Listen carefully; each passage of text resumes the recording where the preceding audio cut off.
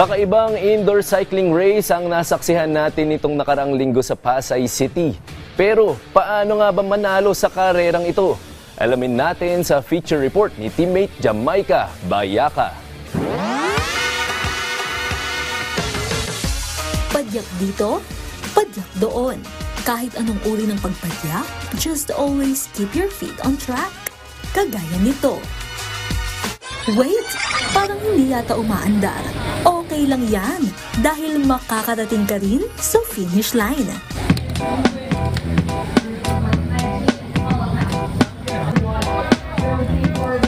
Dahil sa pag-usbong ng makabagong teknolohiya, sumikat ang iba't ibang klase ng esports, lalo na dito sa Pilipinas. Pero ang esports na ito, kakaiba sa ibang mga online at electronic competitions. Hindi mo lang ito makakaharap sa screen, kundi ma-experience mo pa ito ng personal. Teka, hindi pala ito yung mga arcade sa mall ha? Tinatawag itong e-race.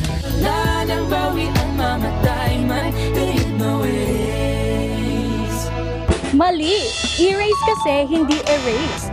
Pero kung safety first lang din ang pag-uusapan, less danger na rin pala ang e-race. Dahil hindi ka na matatakot mabangga at sumemplang. Hanap, diba? Ang e-race ay isang uri ng indoor sports na kung saan nakaharap sa isang screen ang mga siklista na nagsisilbing kanilang road. Makikita rin nila dito ang kapwa nila racers at monitor din ang distansya at oras ng kanilang pinapadya. Bago mag-warm up, tinitimbang muna ang lahat ng mga bikers para masiguro na fair ang laban. As usual, kung sino ang mauna sa karera, siya ang tatanghaling panalo. Lahat yan, nagbabali, for example, ako, my weight is 92 kilograms. Your weight probably 40 kilograms. Yung power mo, dapat timbangin ka, dapat ilagay din yung timbang ko. Kasi yung power na generate mo or yung sipa, yung lakas mo sumipa, doble dapat ang isipa ko para magkatapat tayo. It's all about fairness. It's all about verification. Katulad ng traditional road cycling, nakatutulong din ng e-racing sa pagpapalakas ng ating cardiovascular health. Nakakatanggal din ito ng stress at nakakatulong sa ating muscle growth. Hindi lang technology ang nag-upgrade, pati sports, modern na rin. Yes, modern na modern talaga ang e-race dahil pwede ka rin makipagkarerahan at kumonekta sa ibang mga racers kahit sa ang sulok ka pa ng bansa. Pero, posible rin kaya palitan nito ang traditional cycling race? Hindi niya i-replace ang real road cycling. Iba yon. It's an alternative to real road cycling. It's an option.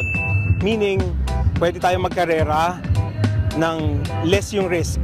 Doing an indoor cycling kasi, it's data-driven, meaning it's based on science, it's based on numbers. Diba sabi nga, you cannot improve what you cannot measure. Pwede tayo magkarera kahit nasa ibang bansa ka, kahit magkaiba tayo ng time zone.